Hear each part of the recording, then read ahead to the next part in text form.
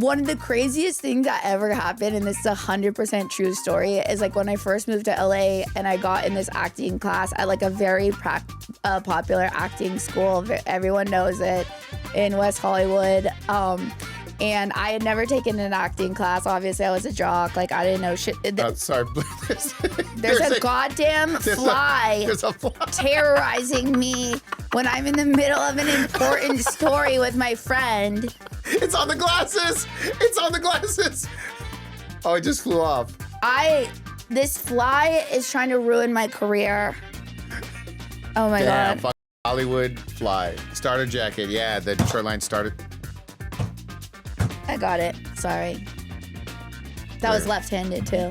You just ended that fly's lineage.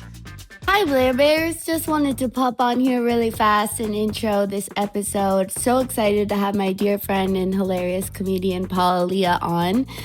He promotes his special Good Son out now, so go check that out. And if you were at my Netflix is a Joke headlining show, you also saw Paul perform and open. And again, I just wanted to thank you guys so much for selling that out. It meant the world to me, and it just, I don't know, a lot of people were having trouble selling tickets because there was 40 shows a night in LA with everyone's biggest comedian, John Mulaney, competing. So for me to sell it out, it was so nice. Thank you so much. I'm so grateful for you guys. And thank you for supporting this podcast. It's just so much fun, and I'm loving hearing your guys' feedback. And I have some very exciting guests coming up, so look forward to that. And I'll be in Indianapolis this coming weekend, Friday through Sunday at the Helium. So I hope I'll see you there. Then Portland after that. Come see me. I love you guys. Enjoy this episode. Leave us a review. Amen. Oh, what's up, BLAIR'S? It's your boy Blair back in the studio once again, showing up for you guys to bring you the podcast of the century. How was your week last week? I hope it was good, bitch. All right. Do I have an absolute banger of a guest here today with me? One of my dear friends and famous comedians, Paul Elia, is in the studio today.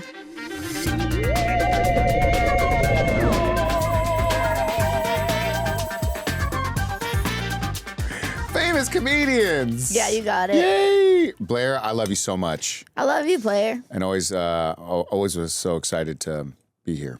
That's so great. Yeah, dude. And listen up, before we get into it, smashing conversation, Paul has a brand new special out called Good Son. It's absolutely fantastic. I saw him developing the material for a long time. It's really, really great. So go check that out on YouTube and Watermelon Plus, which is a real platform. Paul, how are you doing? Good.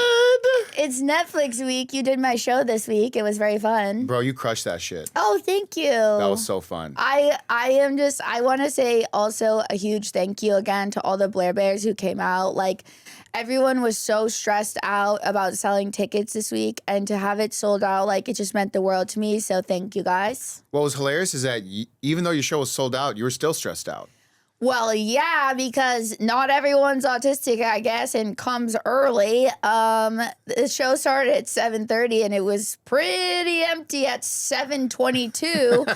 People like to scare me, but don't worry, we started 15 minutes late, and then it was packed, bitch, and it was heaven. You know, it's fun seeing friends do shows with their crowd packed in. Because it's like, they just like really get the dialect. Totally. The dialect. All my friends like to tell me that I have a dialect. I just think your flavor, like as an example, if you were to do like I would say like an all, I don't know, like Arab crowd, like I think they might look at that and be like, why is her voice different? Wait, so because you obviously have an Arab crowd, and do you think that they would be like, who's this little white bitch? Yeah. Really? Yeah. Damn, that makes me sad. But I think you would like barrel through that, and like you always get people eventually. Yeah. So it's like you'll do a thing, and if people are like kind of like trying to, I know that's what Anthony says. It's like sometimes he's like, sometimes when you first get on stage, you're so like out there that people are trying to figure you out. they're trying to figure out, and it's not so they've made a decision to be like, this isn't for me. Yeah. I think it's actually really interesting, and it's like I remember when you first did the low key show, like back during the pandemic, and it was like the crowd was trying to figure out life out in general. Yeah. And I remember you did your set, and then like I destroyed. Bro, you crushed that shit. Yeah. You crushed that shit. Yeah. And I saw like people like seeing it in real time. Like it was sort of like it just like shot up eventually. Well, it is a thing and it can't be helped. And I remember, and I still do this, and it was even more so when I first started. Like if you are conventionally attractive and I don't know, blonde or like a woman and or have a voice that's a bit odd, younger sounding, they're like, okay, here we go. You know, they're like, what does she have to say? What's she been through? You know what I mean? People are judging quick. Just sound, look. First 2 seconds, they're like, yes or no. When you see like, oh, that would have been calling myself attractive. But if I see like a really hot dude like come up on stage, like I don't assume they're going to be hilarious. Like they do really like start a little bit at a deficit. Is that racist? Well, I don't think it's racist because it didn't apply to any race. Okay. Yeah. If there's like a racism for attractiveness, then yeah. Should that be a thing? What? Racism for attractiveness? Well, I don't think racism should be a thing at all if you're asking me my opinion.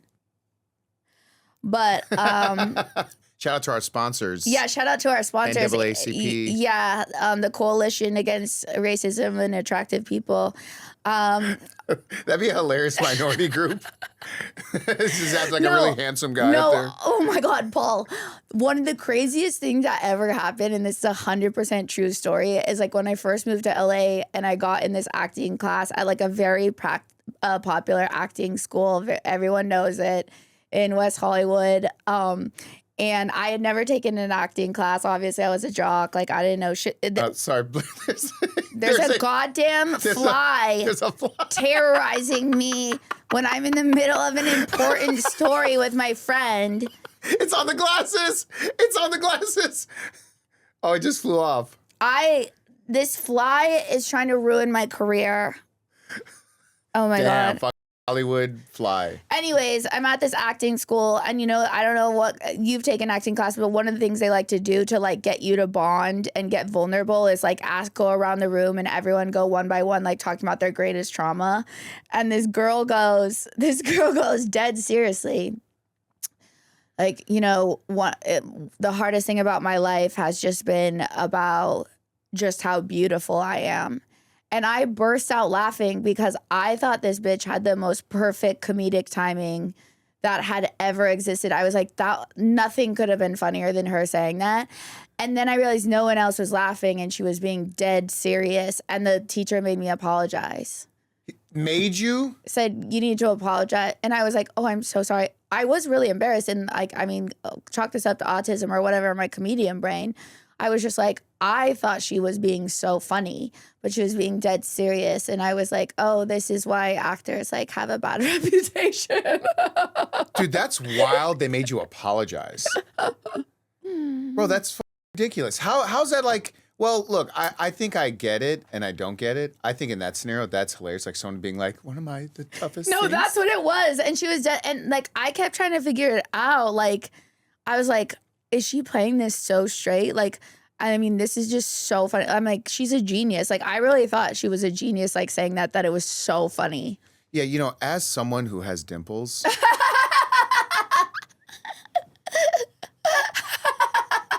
You don't know what it's been like. Yeah, Blair, it's a lot.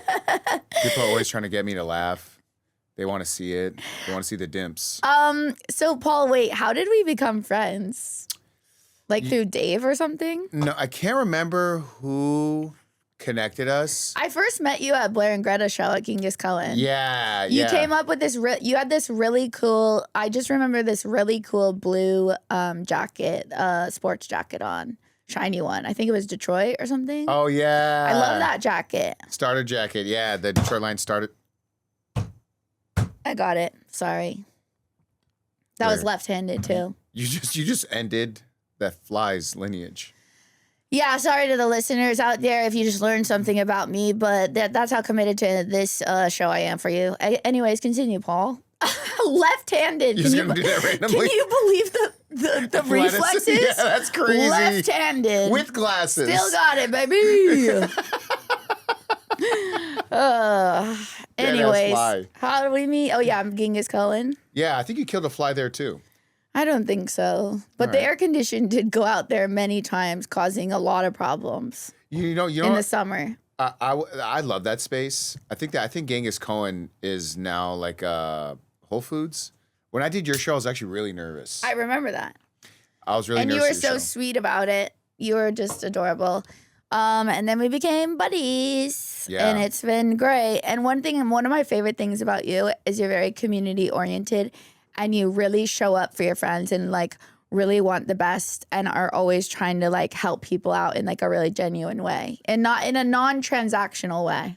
You know, I was brought up, Christian, and like there are a lot of values that still hold to me. So when I do things, I'm like, I want to treat people the way I want them to treat me. Yeah. But what that did is I would give people. I have to put my timer on. Sorry. Okay, all good. Continue. I would give people that energy, and then I would expect it in return. And then when Right. I wouldn't get it, it would hurt me. Right. That's a tough lesson to learn too. That like balance and also having discernment of like who is deserving of your like that type of real vulnerable giving of your time, energy, love, thoughts, you know. Yeah, and you're definitely one of those people. Oh, that's really nice. Yeah, Thanks, Blair. Paul. Yeah, I like seeing my friends win. I want to be around for my friends, and it's like if I can do something for my friends, like if I'm doing something like a show, Yeah, it's like for why would I sure. not want to be around dope, creative friends that can just make the vibe better and can deliver and are good. So I'm always like kind of thinking that way. Yeah, and no, I love that. And then it's a ripple effect because we kind of are all always like trying to help each other. And I've always believed rising tides lift all ships. You know, when one of us elevates, like it inevitably helps elevate all of us. Yeah. Wow, did you guys know that you were tuning in for Confucius time? All right, the way that we like to start usually this podcast is we like to get into the Freako Fact of the Week. And I hope you brought one, Paul. I'll go first, okay? Okay. Today's Freako Fact of the Week. Did you know it takes about 40 to 60 hours to form a casual friendship? 80 to 100 hours to be upgraded to being a friend, and about 200 hours to become good friends. Is this from like a high school? You know, we do have an extensive research team by Mr. Dr. Lucian Wickles, but I can't verify where he got this information exactly today, but I know that his research is bulletproof. I don't agree. With the research, with the hard data? I don't agree with this. Well, I feel like people become like I've literally had moments where like I've seen people be like, "Do you want to be my best friend?" yeah, but that doesn't mean they are a best friend. Like, you can't just manufacture intimacy. It takes time. It takes situations. It takes life and death. And yeah. There's never been someone that you've met instantly and you were like, "Oh man, I want to be friends with this person." So maybe instead of 80 hours to be friends? Or it says Yeah, regular friends. 80 Past hours. casual friends. I think we've hung out this year probably 80 hours. Yeah, but we've also known each other for like, 10 years now? Well, because I also think watching someone on Instagram counts as time. Well, no, it doesn't. But also, that's what I hate about this digital era, and which I resisted for many years to the great help of my career. Yeah. Now we're out here getting clips. That fly clip, Blair kills fly, is going to take us to the top. Yeah, can you mark that down, Kata, for a clip of the fly annoying me, and then we fast forward to me eventually murdering the fly in cold blood? Thank you. And can the hook be fly gets owned? Heckler fly owned. Yes. Wow, that's such an interesting. Is this recent data? I'm just curious of like. You're really asking a lot of Dr. Lucian Wickle's research, and he's very important in his field, and so it's just peculiar that you're questioning that. Well, because I feel like there's schools now are teaching more boundaries to people, to kids. Like my nephew is in grade school, and my brother's telling me how like the teachers go about things like, hey, don't, there's like a whole class about touching. Yeah. And it's like, don't touch someone who doesn't want to be touched. How do you know that? Right. What are the things to let you know that someone doesn't want to be touched? And it's like,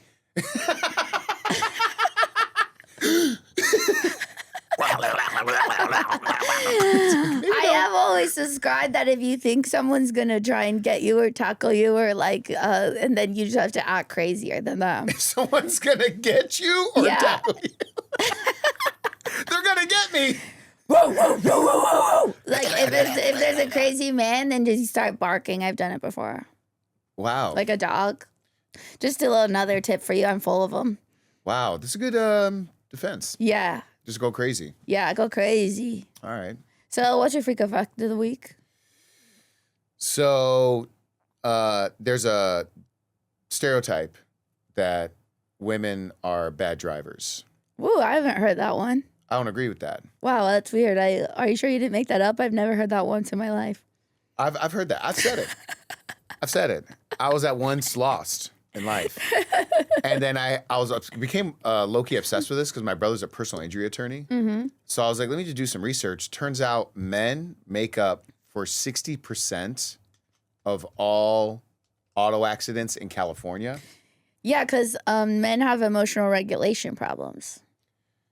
What? You heard me. Wait. Hmm?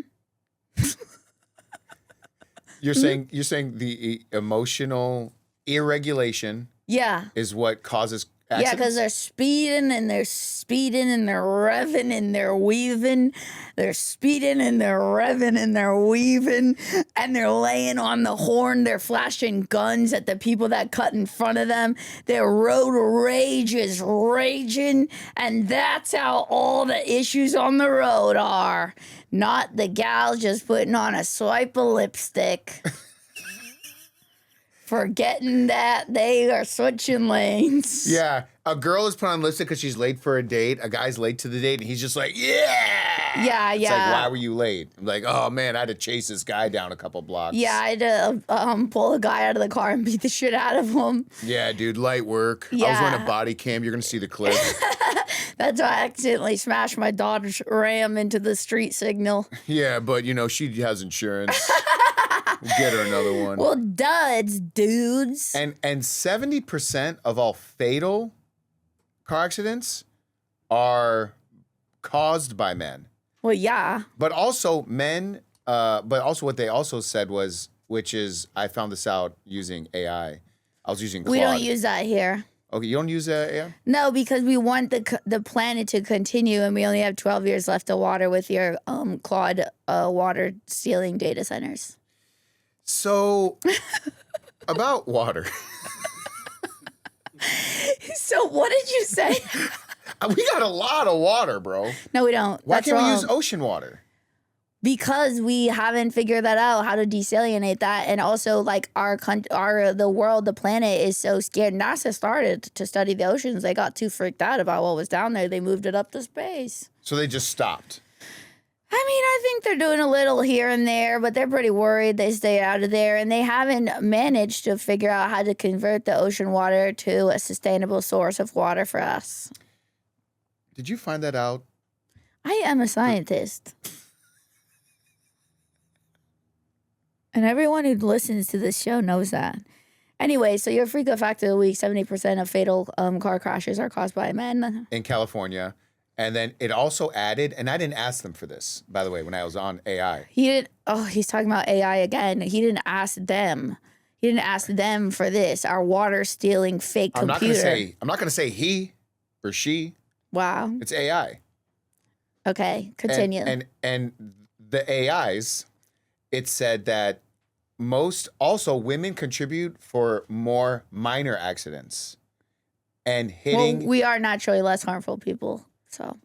But I just didn't understand why. Harm reduction. But also, I just felt like it was kind of showing that it's like, hey, also, don't forget, women are clumsy. Oh. So I didn't like that right. it added that detail because I didn't need to know that. Right. I don't think women are clumsy. They're just less harmful. Less harmful. Just not as bad as the guys. That's how I took that. I have Guys- incredible balance, not clumsy at all. Proprioception up the wazoo. You don't drop things? Never in my life. When was the last time? Oh, wow, you've never dropped anything. No, and I just have this OtterBox phone cover for no reason. Just, God forbid a man slam into my car and it flies out the window onto the street. Then I still want my phone to work, So it's not about dropping it. No, definitely not. Oh my God, Paul, I have so many things to ask you. This is such a treat. You rarely sit down with one of your friends with 5 cameras and microphones and get the scoop. Dude, this is the new hang. Oh my God. Okay. What's your favorite thing about women? Because this is a podcast for women, even though men are welcome to listen to it. It's ultimately a podcast for women. And the genesis of this podcast was me to search to connect with women and gain women followers. My favorite thing about women? Yeah. I would say I really value the female perspective.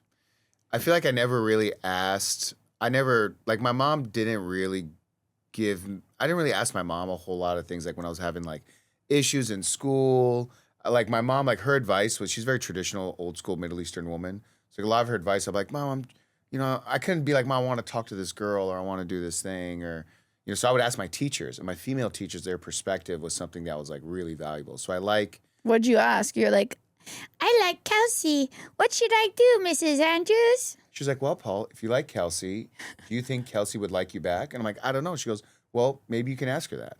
Oh. And then I was like, okay, cool. And I was like, but I'm so afraid because I'm so afraid she'd say no. Right. And then my teacher said this to me in 6th grade. And she goes, if you're afraid she's going to say no, then you're never going to ask anybody. Ah, that's good advice. What was her name? This was Mrs. Vendetta. Shout out Mrs. Vendetta, who honestly a lot sweeter than what her name sounds like. That's some pretty sharp advice. I've actually been putting that into practice this year. I never asked, and this about me, and all my comedian friends know this about me. Like, I never asked people for, I never asked to be on shows. I never asked for jobs. I never asked to throw a writing packet in, and I just started doing that this year. And men do it so easily. And I've just started enabling it as a general practice. If there's I find that I'm rarely attracted to men for many reasons. But if I do find one that I see as attractive and appears to be single, I'm trying to make myself talk to them just as an exercise, not for any outcome, but just to practice. Right. So putting myself out there. So you send them your writing packet? Yeah, I send them my writing packet. No, if I see a man at a bar instead of who I think is attractive and I make eye contact with, then instead of looking away I sometimes am want to do, I sometimes just go and then say hello. Oh. What's up? How are you? Type of thing. And then what does that lead to conversation? Yeah, it does if they're a normal person. Okay. So I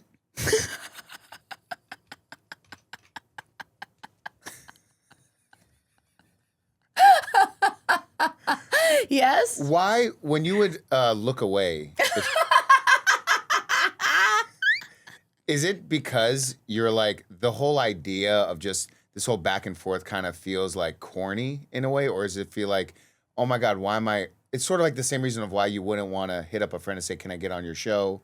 Submit a writing packet. Can I audition for this thing? I think it's vulnerability and not wanting to be a burden or not wanting to feel, actually it's just discomfort. It's avoiding discomfort and everything in life that usually is worth anything involves some sort of discomfort, because there's stakes.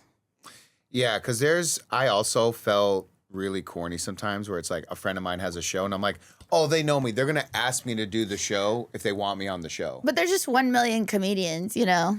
Yeah, so that's what I'm also factoring in. Like even I have a bunch of friends that are, you know, they were sad about the Netflix festival, or like they didn't get this show or they or this or that, and I'm like, they had open mics in it. Like that's your reps. Like just drop the ball. You know, it's not like they didn't want you in it. You know what I mean? I think it varies from case to case because I feel like whoever is booking a lot of these festivals has like a certain taste. Yes, So but the bandwidth of who is in it, you know, like I don't know. I think if you're at a certain level and you weren't in it, it was because you're reps, not like because of like they didn't want you in it. Well, I know a few comedians that have like massive followings, sell out. They can sell out quickly, Right. and they weren't asked, and they were like really in their feelings about it. They're like, "This is," but again, it's like it could be a rep thing. I think it could be a mixture of a lot of things, but like, I mean, I don't think reps really. I envy people that have reps that are like, my reps do so much for me because at the end of the day, it's like we gotta do so much more ourselves. Oh, I know. Well, and the whole thing, if you're a young comic listening to this, like the paradox is so crazy because you can't really get managers and agents until you're already working. So you have to find a way to break through and get yourself a job and opportunities before they will sign you. Yeah, and then they'll be like, Blair, you did that kill a fly? Yeah, clip? yeah. So like that part is really hard. Like you basically always have to get your first job or visibility like first. Anyways, okay, that was your favorite thing about women. What's your skincare routine like? Ooh, so I gotta shout out my wife. Shout out your wife. And one of my favorite things, and obviously I knew you for a very long time before, and I've told you many times, I admire because I cannot bring myself to do it, but you were like, I want a loving relationship, I want a wife, and you put your freaking time in dating. You had a lot, like you had painful experiences, you had crazy experiences, you had like, and you found your wife, and like I love your wife. I think she's so fantastic and just like such a baller, surgeon, all this stuff. I love like even the other night you were telling me that you guys prayed together, which I just thought is so beautiful and incredible. So another one of the things I'm very proud of you about is how much you love your wife. And I love being around men. I like collect examples of men who love their wives because I'm trying to like heal that idea in me. So it's nice to like have a friend to be around and be influenced by that. Anyways, shout out to your wife for yours. Yeah, shout out to her for the skincare. I mean, you know, and she's taught me a lot about, she's taught me so much, including skin. Yeah, she's very hot too. Oh yeah, she's, shit. Yeah, listen. Yo, bro, for the YouTube version, we might have to like pop up a little. Like, oh, yeah, we can do that. No problem. I would say, just to comment on this real quick, man, dating is so vulnerable. I feel like we all have the natural reaction to turn away. Like you see someone at the bar and you see that connection, that brief connection, and our instinct is to turn away from it. Yeah. And I think we do that a lot. We all do this. Yeah. There's something in front of us and it's like the possibility, we decide to like not even do it.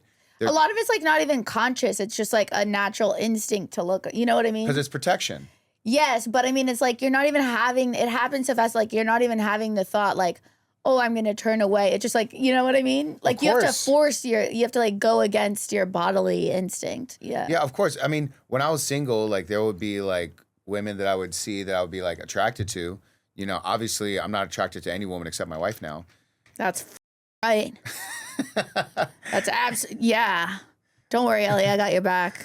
And then there's times where like, you know, when I was single and I would see a girl and I would be like, I want to approach her, but then like, what if she's like, oh, you're a creep. Why are you talking to me? You're weird. And then I'm like, wait, if I don't think I'm weird, if I don't think I'm being a creep and she thinks I'm a creep, that has nothing to do with me. I know. And that's something, and like, God, that's a lesson too. That's very human, and even more so as a comedian, especially like if you have any sort of public facing profile, like you have, in order to be successful, really with anything in life, we have to adjust to the idea of being misunderstood, which is very deeply painful because that's like, I think the deepest need of being a human being is to feel understood, like our deepest desire, because that means you're loved for who you are and ultimately equals connection. But like half of people are just innately gonna not like you. So you have to get used to that. It's so hard. When my wife and I had our first date, I felt like she didn't get me at all. Why? She was just very standoffish. Where was the date? We went to Sapori's in Marina Del Rey. That's now closed down. What kind of, what is that? Italian restaurant. Oh, that's cool. That's on the chic. marina. Chic. I borrowed Dave's car. I love that. And she saw me in Dave's car. Yes. And like our first interaction, she was trying to open a door. And she goes, oh, this door doesn't open. I think we got to go around. And then I just grabbed the other door and opened it. And she was like, oh, anyway. Was she nervous? Dinner's kind of intimate for a first date. Dinner's intimate, but our first date was like, we had like a FaceTime date. Oh. We did some FaceTime dates. Do you recommend that? Yes. Anytime a guy tries to do a FaceTime date with me, I don't want to do that because I'm not putting on makeup for the phone. You got to be good at FaceTiming. And I feel like someone's personality really comes out and shines. Because like I've had basically I'm not worried about the personality part. For them? No, for me. Oh, yeah. Oh, I already know. I just don't want to put on makeup for the phone. But that's what I'm saying. You don't even need makeup for the phone. Yeah, I do. Player. First date? First date, bro. Listen, you put a little bit. Ugh. Get a good ring light. I'm exhausted. Get a good ring light. You know what I'm saying? I'm not a spring chicken anymore. Nah, girl. You good. All right. So you had a great FaceTime date. Great FaceTime How long date. was it? An hour and a half. Whoa, that's long. And so like chemistry was really kicking, but then when you were in person, it was like you guys were both nervous, do you think? No, I wasn't nervous. I was having fun, but like I felt basically that like resistance. But then I just was like, this has nothing to do with me. So I just kept going. But my instinct was to turn away, to be like, because I was just like, man, I'm being cool as hell. Yeah. We're having dinner. We're having a good time. I'm asking you interesting questions. You like I would be like, yeah. So how do you feel that she was telling me that she left Venezuela. She's in America. And I was like, if there's like one city in America you'd want to go to, is there any that you'd really want to go to? She goes, probably Miami. And then I was like, okay. Mm-hmm. And then she's like, wait, so then how'd you get past that? I just. Like, what made you want to go on another date after that if she wasn't giving you anything? So after the initial dinner, which was like, she wasn't as, it didn't seem as interested. Yeah. She did something to where I was like, I'm gonna use the bathroom. I went to go to the bathroom. She was waiting outside, and I went outside and I saw her sitting on one of those horse carousels, the ones where you put a quarter in and it goes around very slowly. Yeah. And then the parent watches. Yes. Like, the child ride, the quarter ride. Yeah. You're not having fun. Yeah. So then yeah. Yeah, and then it ends after like 10 seconds. Yeah, so you saw that and you're like, oh, it's like fun. Yeah, and I was like, oh, she's fun. So I feel like that was her way of being like, yo, my bad, I'm not that. This is who I am. So then it was just kind of on after that? It was on. Okay, cool. It was on. And then she taught me everything about skincare. Okay, yeah. What's your skincare routine? SK2. Have you heard of that? Are you kidding? Yeah, that's very good. Korean skincare. Japanese. Oh, Japanese. Sorry. Should we edit that part? No. Wait, am I wrong? Is it really Korean? Let me look. I'm gonna have to. Lucian Wickles isn't in the office today. Let me look it up really quick. Yeah, I don't want to waste any water on this question. Yeah, thank you. Korean. That's hilarious. SK2 Korean question mark? That's what you Google. We're going to have to edit this out. High-end Japanese, not Korean. You know your shit, Paul. Okay, wow, that's really good. Yeah, but that stuff is good. It's not cheap either. It's expensive as hell. It is expensive, and they were, I want to invest in my skin. So my skincare routine, I invest money in products. So. Most of skincare is preventative with sunscreen. That is true. Yeah. But also like Creva, like Is it Creva? Is that how you say it? CeraVe. CeraVe. I enjoyed that. Thank you. I can't read. No, Dave can't read. So yeah, like I would use some of those as cleansers, but then people are like, oh man, there's this other cleanser you gotta get. So I started using this other cleanser, and I would definitely see the difference. So I'm really spending more time in skincare. Every night, no matter how tired I am, I have to take 10 minutes to do. That's right, you brush do. my teeth, do skincare. I clear whatever. I have 4 different things I do. Basically, my wife told me you go from liquid to like creamy. Thinnest to thickest, yes. Thinnest to thickest. So the thing is, I'll do like the pre. Yes. And then I'll do the. Yes. And then I'll do the under eye. Absolutely. I do this. I tap it in. Yeah, you don't want to press too hard because that skin's too thin. It'll make it loose. That's what people are telling me. They're like, some people, like when they start to like do the cleansing, they start to go really violently. Yeah. They start to like scratch, and that's why like a lot of men are violent and get into car accidents. Okay, I have some rapid fire questions for you. I'm ready. Who is your favorite comedian and why isn't it a woman? My favorite comedian of all time, Wanda Sykes. And why isn't it a woman? You know what? That's a good question. Anything else? What makes you feel alive? My family. Oh, I love that answer. That's my family too. I love my family so much. I love how close you are with your family. That's really great. What's a weird ritual you have? Don't say skincare. Taking a bath. Really? Yeah. When? 2 to 3 times a day. No. Yeah. No, you're joking. I'm not. 1 bath a day would be shocking. Why are you taking 2 to 3 baths a day? I just need to like get away from everything sometimes. So it's like your little sensory deprivation sort of. Yeah, I'll play some meditation music. Uh-huh. And I'll sit in the bathtub and sometimes just like get like a good cry. Do you have a good oh really? Yeah. Oh, that's really good. That's so healthy, Paul. And I like 3 cries a day. That wasn't a glasses. But that's good. So many people don't cry and then it gets stuck in their body and then you have a horrible life. So good for you. I love to hear about your baths, your cries. I already know you believe in God. What makes you feel funniest? When I'm around my friends. That's the same with me. When I'm around my friends and we're cracking each other up, I feel the funniest. Yeah. I think that's why I enjoy doing low key so much, because when we'd have friends on stage and we'd like riff together. Oh yeah, you gotta have me on again. Player, can't wait. Yeah. That'd be great. I'm practicing asking. You see haven't that? done it in a while. I haven't. I probably like a year or something. Dude, I remember Moon Tower was fun. Yeah, Yeah, that was a show. That was really good. Matt had a lot of questions for me. He was really interested in interviewing me. Agreed. What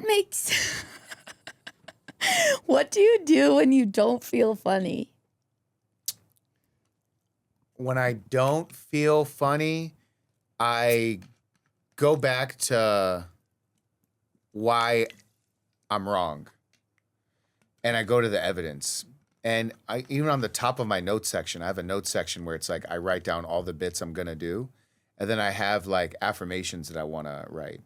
So when I don't feel funny, I look at those and it's like, you're a comedian. You do this.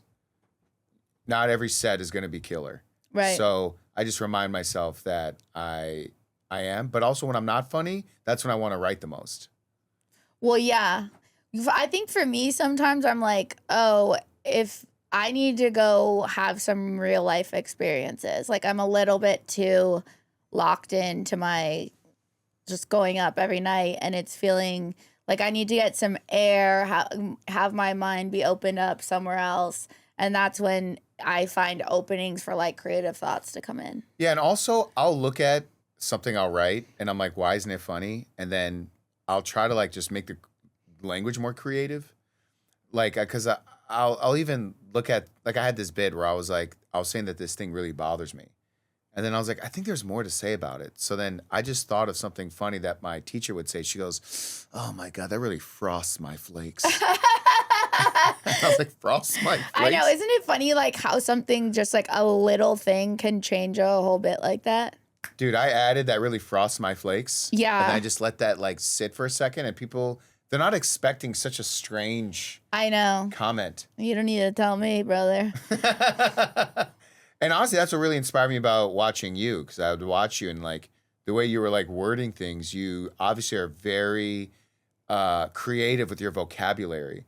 So I think, Thanks, because that's what I was a writer first. Like I only accidentally started comedy when I was in grad school to become a novelist.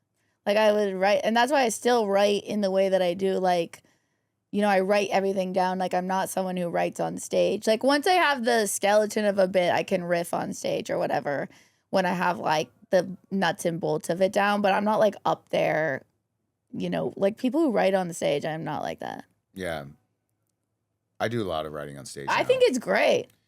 I have a hard time doing what you do, like sitting down writing. Like I think that's cool though. Everyone has their different ways they get there. I mean, I can do it more like when I'm on the road and long sets, but it's like I can't do that shit at the store when I'm going following Bobby Lee or something. Like there's no room for meandering or anything. It's like you have to go up and do your best. yeah, for some reason, especially lately, the bit that like I'm like, let me just try this.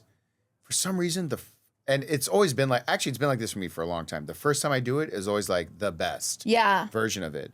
So then I was like, you know what? Every now and then, if I'm doing a show and it's like high pressure, like I did a spot at the store, and you know I'm in development. Yeah. You know, it only took 14 years, so I'm in development at the Comedy Store. All it took was the booker who liked me. So I'm doing the show and it's like towards the end and it's a long show and they saw like the big acts, but people stayed. They stayed usually towards the end. Like they'll do the showcase style lineup. Yeah. People are doing 20, they're running the light. And then towards the end, they see someone not famous. They're like, all right, cool. You want to go to Carney's Yeah. or wherever and just like go get some to eat? So Yeah. they stayed.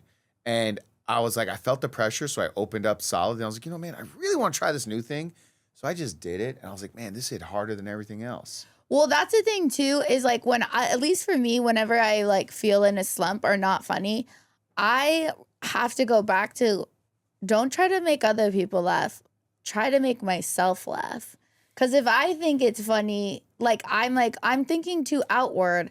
I'm like, no, what makes me laugh about this? Because it's like if you don't think it's funny, then no one else is gonna think it's funny, and then that usually brings me back pretty quickly. Do you crack yourself up a lot by yourself?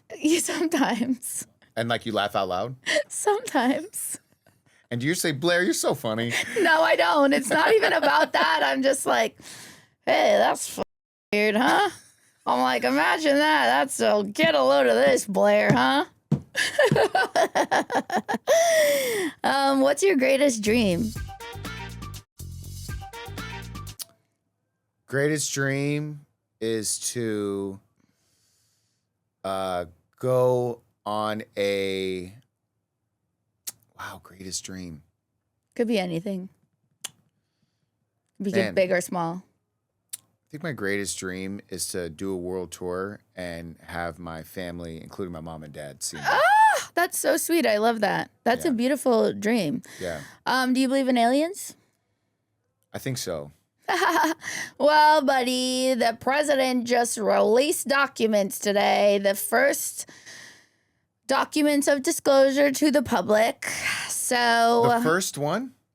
I mean, from the government. I mean, obviously they've been saying they're real since like what's it called? But look, they said today the first batch of long-awaited. This is today's Galactic Gossip segment, by the way. Okay. The first batch of the long-awaited files on what the government is calling unidentified anomalous phenomenon are being housed on a dedicated government site, www.war.gov/UFO. What a lame website. Sounds legit. Yeah, I know. Oh, my God. And additional War.com. files will be added to the site on a rolling basis, they say. But this is sort of like whatever. Everyone's already saying that there was nothing really in there of a consequence, but they're like saying they're giving it. The American people can now access the federal government's declassified UAP files instantly. The latest UAP videos, photos, and original source documents from across the United States government, all in one place. No clearance required. But people are already saying many of the declassified videos consist of grainy U.S. military footage from infrared sensors. The release includes really a slew of indiscernible photos showing points of light or dark and unusually shaped objects. So everyone's like, wow, thanks. It's sort of like the Epstein files. It's like they released them, but they were like all blacked out. Yeah. Wait, so this website, are they like running ads? I don't know, but that's a good question. And this is why I defer to you with all internet shit, because my brain doesn't think about that. But yeah, they probably are. They're probably making millions off of it. But of course, Trump, like, you know, he wants to try and get as much recognition for everything. So he has released these, which have really no information of consequence. But it is, I guess, the start of, you know, 150 years worth of like the government not talking about aliens. Yeah, because I would say, like, even the Epstein files, I'm like scrolling through and I'm like, why isn't there like a Blue Chew or like BetterHelp? Like, just like little thing on the right. It's like, hey, 20% off. Right. And I'm like, you can sell ad space on that. So I'm just looking at this and I'm like, everyone who's into aliens, I feel like people that are into aliens are also into like buying things on Amazon. Well, actually, I have to say that for me, there is a correlation between those two things. Yeah. Because I saw those glasses on Amazon. First of all. But here's the thing. Like the Age of Disclosure, the people that made that documentary, which came out in the last year, it's on Amazon. It's like probably the most comprehensive alien documentary that has ever been made, because there's a lot of ex-alien, top secret alien task force people that were interviewed on that, and high-level former military officials. They're saying, okay, like, well, where are the biologics, which are, is that how you say it? Biologics, the bodies. Because they know there are bodies of the aliens. Okay. Yeah. Biologics? Biologics. You're a scientist, I thought, right? Yeah, everyone says that to me, actually. So a lot of people say that to me. And they're like, whoa, you just do comedy on the side. Yeah. And then I did just start my feet OnlyFans. That's a huge announcement for the BLAIR'S. Again, this podcast is for women, but we welcome a lot of the male listeners we have. And I don't really see the women wanting to see my feet, but for the men, it's up there, and please enjoy. Paul, where can everyone find you? I'm on all social medias. Paul Elia, ELIA. Very easy to find. If you just Google Paul Elia, you're going to either see me or you can see a Frank Sinatra impersonator. Can you sing? I feel like you're probably a good singer. I can try to sing, but man, that's like one of my biggest public fears. Oh, really? It's not a public fear for me. It's just like my deep desire in my heart, but my voice is so brittle from silent reflux. I think you would be a great like singer in a punk band. Well, everyone writes that on my Instagram, like you should be, but my voice is gone already. Like I barely even have I could never do that. Like, cause I scream on stage like 10 minutes and it's gone. Yeah, no, I don't think you're a screaming voice person. I think you're like one of those singers that like sings how they talk. Oh, like kind of like Gwen common. Stefani. Yeah, like Gwen Stefani. Gwen Stefani's just like, oh my God. She's just talking. Not that that's Gwen Stefani. Well, I really love her voice, and obviously she was like my childhood hero, but now she has turned to, I think she's going MAGA, unfortunately. Oh, no. It was sad because she was the cool punk queen, you know? Nicki Minaj went MAGA. Yeah, we know, but I was over her for a while because she fights with all the younger girls, and she like hates all the young girl rappers, and it's so like disgusting. And young girls, if you're listening to this, you always want to help up the young girls in your industry. You don't want to put them down, okay? Stupid. And Nicki Minaj ruined her own legacy because of that. Yeah, man. It's really tragic. It is tragic because she's so talented. Yeah. I even told Hassan Minhaj, and I was like, bro, like, talk to her. Yeah, agree. Thank you for trying to help the cause.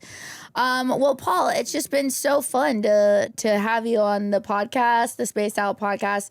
We did mostly talk about science, which was pretty incredible. I think everyone's minds are going to be really expanded with this episode. Go to blairsaki.com for all my tour dates. I'm all over this goddamn country. I got shows in every city, okay, baby? Thank you all for coming to my Netflix show. I love you. Man, you like feet, please subscribe to my OnlyFans. Mom, if you're listening to this, sorry about the OnlyFans. Love you so much. And yeah, rate, subscribe, review. Give us a 5-star review, even though Paul said the thing about ovaries. Okay, love you. Bye.